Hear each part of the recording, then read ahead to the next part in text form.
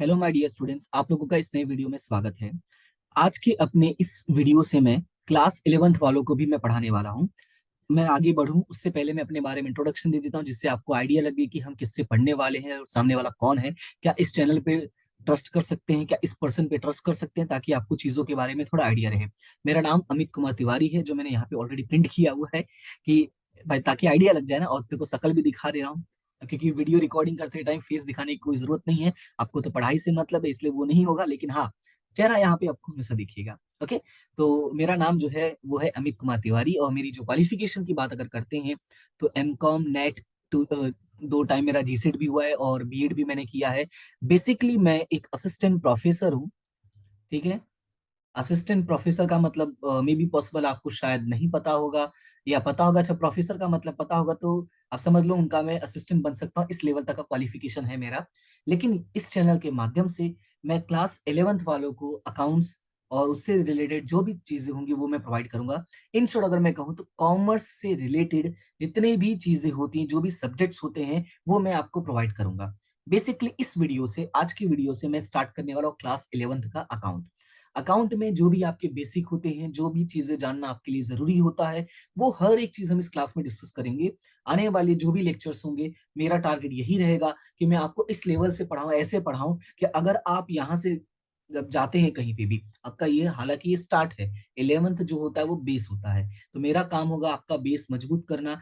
लेकिन एक term and condition apply है कि अगर आप अच्छी तरह से अपना कॉमर्स का जो नॉलेज है वो पावरफुल करना चाहते हैं, तो प्रॉपर तरीके से आपको क्लास अटेंड करनी होगी। प्लस पॉसिबल होगा तो जो चीजें आपको इंपॉर्टेंट लगती हैं उसका नोट्स बना लें। मैं बताता भी रहूंगा भाई ये जरूरी है, ये जरूरी है, तो आप उनका नोट्स जरूर मेंटेन करें, ताकि वो आपको रिवीजन में हेल्प करेंगे, एग्जाम में हेल्प करेंगे।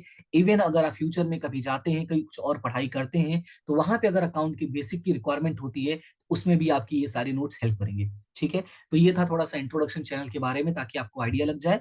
और बाकी चीजें तो हम क्लास लेते रहेंगे, उस समय बात करते रहेंगे। और अभी और भी लंबा, कहते हैं ना, ये तो अब लंबा चलने वाला है, तो एक ही दिन में सारी चीजें बताने का कोई मतलब नहीं है। बस इतना ये है कि इस चैनल पे आपको कॉमर्स से रिलेटेड सब्जेक्ट्स मिल जाएंगे। आपके जो भी सब्जेक्ट्स होते हैं, मैं ट्राई करूंगा मैक्स टू मैक्स सब्जेक्ट्स में आपको प्रोवाइड करूँ। इसमें शुरुआत में कर रहा हूँ अकाउंट से, क्योंकि जब हम कॉमर्स में जाते हैं तो हमें जैसे साइंस में होता है ना, फिजिक्स केमिस्ट्री बायो ऐसे करके हमें धमकाया जाता है, उसी तरह से कॉमर्स में जब आते हैं बच्चे, तो उनको अकाउंट और स्टैटिस्टिक्स से धमकाया जाता है, जिसमें सबसे पावरफुल बोला जाता है अकाउंट्स है। मैं आपको अकाउंट्स इस तरह से पढ़ाऊंगा कि आपको फील होगा कि ये सारी चीजें तो हमें पता ही है, रियल लाइफ में हमने देखी है।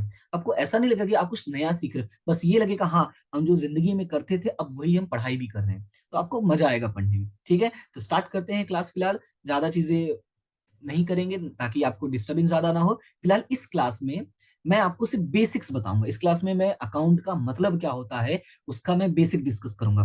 तो बेसिक मैं आपको एक्सप्लेन करूं उससे पहले मैंने यहाँ पे कुछ एग्जांपल लिखा है, थोड़ा इस एग्जांपल को ध्यान से देखते हैं और समझने की कोशिश करते हैं कि ये एग्जाम्पल क्या कहता है। ध्यान से देखना।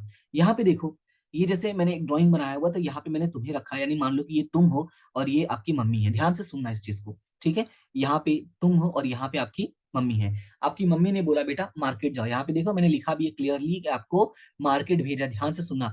आपकी मम्मी ने आपको मार्केट भेजा, और मार्केट क्यों भेजा? आपको मार्केट भेजा सब्जी खरीदने के लिए, और आप यहाँ मार्केट गए और मार्केट से आपने सब्जी खरीदा। लेकिन सब्जी खरीद के जैसे ही आप घर पहुंचे तो सबसे पहले मम्मी ने आपसे क्या मांगा? हिसाब मांगा। ध्यान से सुनिएगा। ये 99% स्टूडेंट्स ने ये फील किया होगा, ये प्रॉब्लम जो है वो फेस की होगी, क्योंकि अगर आप घर का थोड़ा बहुत काम करते होंगे, तो मान लो सब्जी खरीदने नहीं गए हो तो दूसरा सामान खरीदने गए होंगे, तो जरूर आपके सामने ये सिचुएशन आई होगी। अब वो सिचुएशन क्या होता है कि जब मम्मी ने आपसे हिसाब मांगा तो आपने डिटेल कैसे दिया कि 20 रुपए किलो के हिसाब से हमने 1 किलो आलू लिया है, 25 रुपए किलो के हिसाब से 1 किलो हमने टमाटर लिया है, 30 रुपए किलो के हिसाब से 1 किलो गोभी लिया है, और में भी पॉसिबल बहुत सारी सब्जी होंगे। तो यहाँ पे मैंने 3 एग्जाम्पल लिखा है, और उसी के नीचे मैंने लिखा है कि इसी तरह से हमने टोटल कितना खर्चा कर दिया है? 200 रुपए खर्च कर दिए। ध्यान से सुनना। हमने टोटल कितने रुपए खर्चे कर दिए हैं? 200 रुपए। यहाँ पे तो मैंने 3 के बारे में ही डिटेल लिखा है, लेकिन इसी तरह से और भी चीजें आपने खरीदी होंगी। अब ज्यादा चीजें मुझे याद नहीं है, इसलिए मैंने आलू टमाटर गोभी 3 रख दिया है। ठीक है। तो अब हुआ क्या? आपने कितने खर्चे कर दिए? 200 रुपए। और ये जो 200 रुपए का हिसाब मम्मी को दिया है ना, इसी को कॉमर्स की भाषा में क्या कहते हैं? अकाउंटिंग बोलते हैं, यानी हिसाब देना कहते हैं। ध्यान से सुनना। अकाउंटिंग क्या है कि किसी भी व्यक्ति, देखो ये मैंने आपको किसका एग्जांपल दिया? आपके घर का एग्जांपल दिया। ध्यान से सुनना। ये किसका एग्जांपल दिया? आपके घर का। अब घर का है तो वहां पे हम थोड़ी हिसाब करने बैठेंगे, यानी वहां पे हम थोड़ी अकाउंट लिखने बैठेंगे। लेकिन अगर मैं इसको घर से, इसको मैं बोल दूं नहीं ये घर नहीं है, ये एक व्यवसाय है, और ये आपकी मम्मी नहीं है, ये आपकी कंपनी का एक मैनेजर है। ध्यान से सुनना, ये आपकी कंपनी का क्या है, एक मैनेजर है। और ये आप जो हो, आप एक कंपनी के एम्प्लॉय हो, ठीक है। और आपको कोई सामान दिया गया था, कोई काम दिया गया था, वो काम करने के लिए गए हो, और वहां पे आपने इतनी सारी चीजें खरीदी हैं। ये आलू के बदले में मान लो कोई मशीन होगा, टमाटर के मान लो कि कोई रॉ मटेरियल होगा, ठीक है। ऐसे आपने अलग अलग चीजें खरीदी और आपने उनको क्या दिया, हिसाब दिया, और यही क्या बन जाता है, हमारा अकाउंटिंग बन जाता है। क्लियर है इतना, समझ में आया कि अकाउंट क्या है हमारी रियल लाइफ में। जो भी हम काम करते हैं, जो भी हम बिजनेस के लिए रिलेटेड काम करते हैं, जो पैसे से रिलेटेड होगा, उसका हम क्या करते हैं, प्रॉपर तरीके से सामने वाले को बताना, वही क्या है, अकाउंटिंग है। ये एक छोटा सा एग्जाम्पल था। अब आगे बढ़ते थोड़ा और देखते हैं। लेकिन अभी देखो यहाँ पे 100% चीजें नहीं क्लियर हुई, अभी कुछ चीजें और हैं, ध्यान से सुनना। अब हुआ क्या कि जब आपने जो सब्जी खरीदी थी ना, उसमें क्या था, धनिया फ्री में मिला। ध्यान से सुनना, धनिया फ्री में मिला था। तो सवाल ये है, क्या उसका हिसाब में बताओगे, मतलब ये बताओगे मम्मी ये देखो धनिया भी मैंने खरीदा, सवाल ये है। तो उसका जवाब होगा नहीं। हम कभी भी जब हमें धनिया फ्री में मिलता है तो उसका हिसाब जोड़ के नहीं बनाता। हाँ भाई, तुम्हें पैसे गायब करने तो बात अलग है। जैसे कभी कभी होता है ना, हम जाते हैं सब्जी लेने के लिए, मान लो अगर वहां एक जगह है जहां से हमने मान लो टमाटर लिया 5 किलो, और उसके बाद धनिया भी रखा, तो हम लोग बोलते भैया थोड़ा धनिया ही दे दो, राइट, थोड़ा कम कर दो, नहीं कम करा, बोले भैया थोड़ा धनिया ही दे दो। मान लो उसने 5 रुपए का धनिया तुम्हें फ्री में दे दिया, तो क्या उसका हिसाब तुम बताओगे, बिल्कुल नहीं बताओगे। क्यों नहीं बताओगे, क्योंकि इसके बदले में हमने क्या किया, कोई भुगतान नहीं किया। तो अकाउंट में ये बातें बहुत याद रखनी होती है, बहुत जरूरी है कि क्या हमने उस चीज के बदले में भुगतान किया है या नहीं किया है। उसके बेस पर डिसाइड होगा कि हम आगे चर्चा क्या करेंगे उसके बारे में। क्लियर है इतना। अब देखो यहाँ पे, अब ये जो हमने एग्जाम्पल पढ़ा ना, इस एग्जाम्पल को याद रखना। इसी एग्जाम्पल के बेस पे मैं आपको आपको यहाँ पे अकाउंटिंग की परिभाषा बताने वाले, यानी हिसाबी पद्धति क्या होता है, मैं उसके बारे में बताने जा रहा हूँ।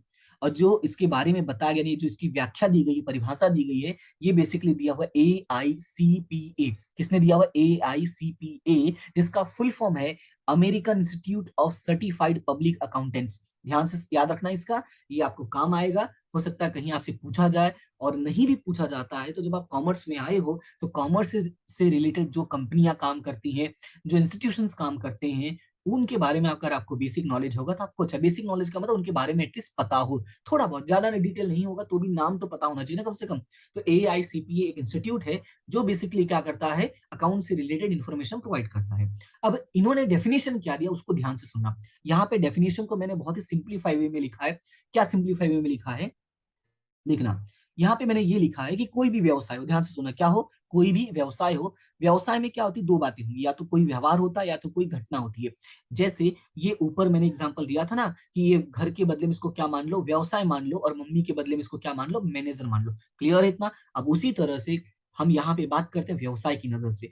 अगर कोई एक व्यवसाय है तो व्यवसाय में बहुत सारे व्यवहार होते हैं, बहुत सारी घटनाएं होती हैं। लेकिन उन घटनाओं में हम महत्व किसको देखते हैं, जो मौद्रिक स्वरूप की होती है। ध्यान से सुना, हम उन घटनाओं में महत्व किसे देते हैं, वो उन घटनाओं को जो बेसिकली मौद्रिक स्वरूप में होती है। अब सवाल ये है कि सर मौद्रिक स्वरूप का मतलब क्या होता है, तो यहाँ पे बाजू में एक्सप्लेन किया है कि मौद्रिक स्वरूप का मतलब होता है जिसको मुद्रा में मापा जा सकता हो। याद रखना इस बात को कि जिसको मुद्रा में मापा जा सकता हो उसे हम कहते हैं मौद्रिक स्वरूप की व्यवहार। क्लियर है इतना। अब उसके बाद आगे क्या लिखा, जो मौद्रिक स्वरूप के हैं उनको हम क्या करेंगे, उनको लिखेंगे, क्या करेंगे, व्यवस्थित तौर से लिखेंगे। थोड़ा मैं ऊपर चलता हूं, मैं आपको कुछ और दिखाता हूं।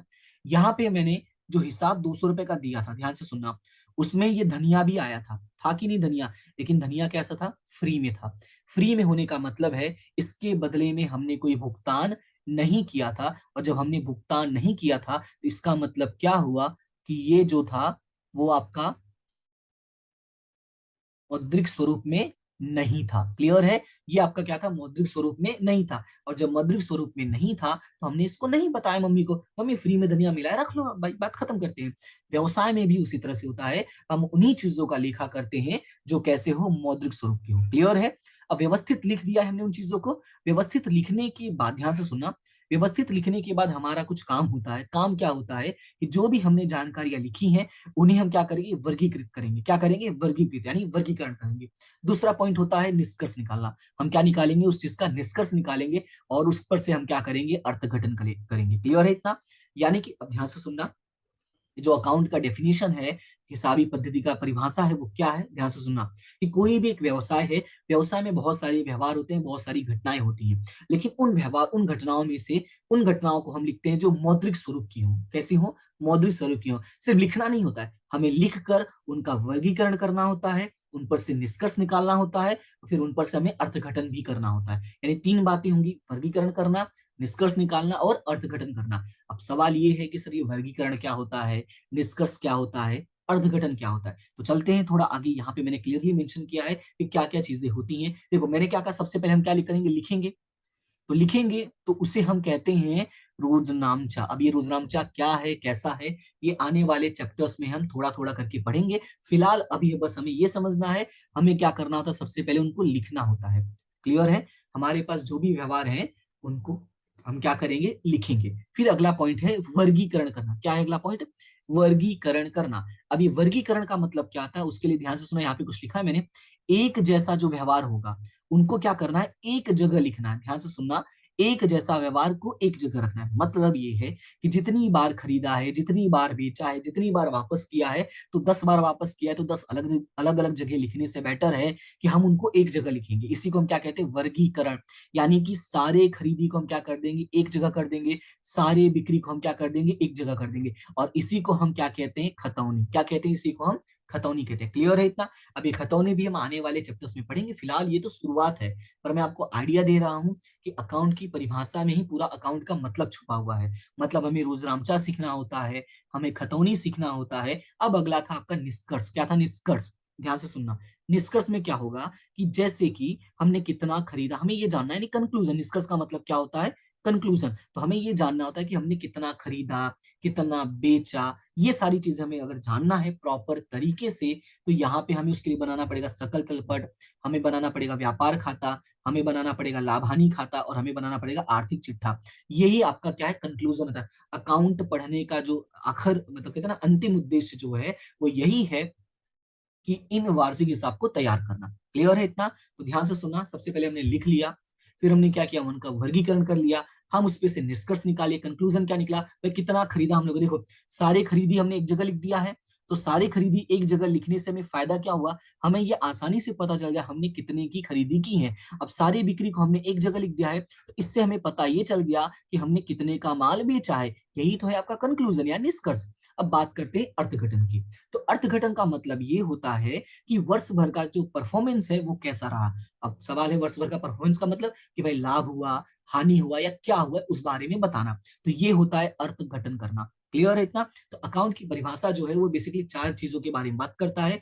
पहला बोलता है भाई आप लिखो, लिख कर उसका वर्गीकरण करो, वर्गीकरण करके उस पर से निष्कर्ष निकालो, और अंत में क्या करो, उसका अर्थघटन करो। क्लियर है इतना? ये है परिभाषा जिसका मैंने आपको यहाँ पे पूरा डिटेल एक्सप्लेनेशन दिया है। अब बात करते हैं कि आपकी किताब में क्या परिभाषा लिखा गया है, तो उसको भी मैं यहाँ पे लिखा हूँ, ध्यान से देखना। क्या लिखा है कि हिसाबी पद्धति या व्यवहार हो। ध्यान से सुनना।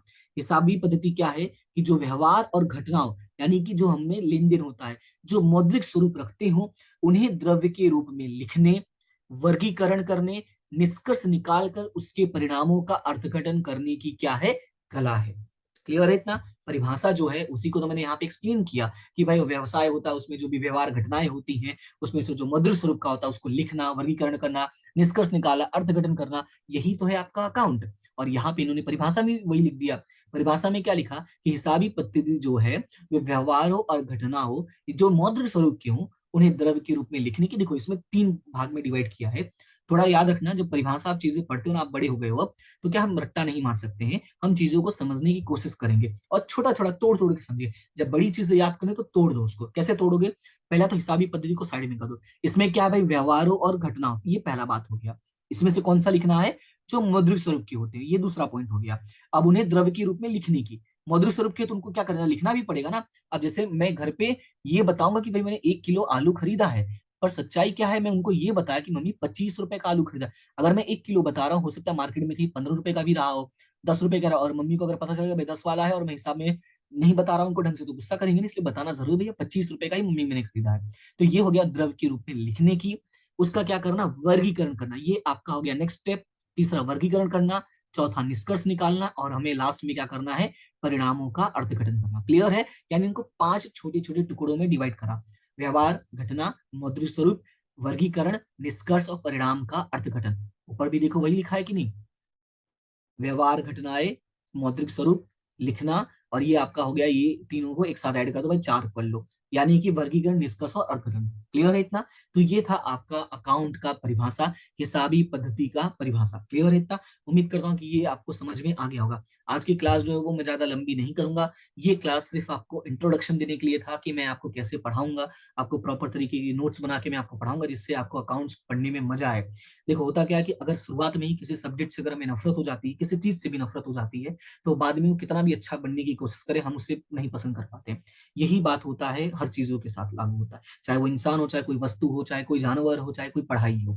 तो इसी वजह से मेरा टारगेट यही रहेगा कि आपको ये सब्जेक्ट पसंद आए, और पसंद आने के लिए पहले मुझे उस लेवल का आपको एक्सप्लेनेशन देना पड़ेगा कि आप इस सब्जेक्ट को पसंद करें। ठीक है, तो मेरा काम वही है, तो मैं आपको वही चीजें करूंगा। फिलहाल आज के लिए हम इतना ही रखते हैं। बाकी के नेक्स्ट क्लास में हम डिस्कस करेंगे आपका हिसाबी पद्धति के लक्षण। फिलहाल आज के लिए इतना ही। अगर आपको क्लास अच्छी लगती है तो चैनल को सब्सक्राइब जरूर करना, ताकि ये जो यूट्यूब चैनल का जो यहाँ पे फैमिली है, जो 500-600 है लगभग, शायद मैंने ध्यान नहीं दिया, आई थिंक 500 ही है, वो थोड़ा क्या हो, बढ़े।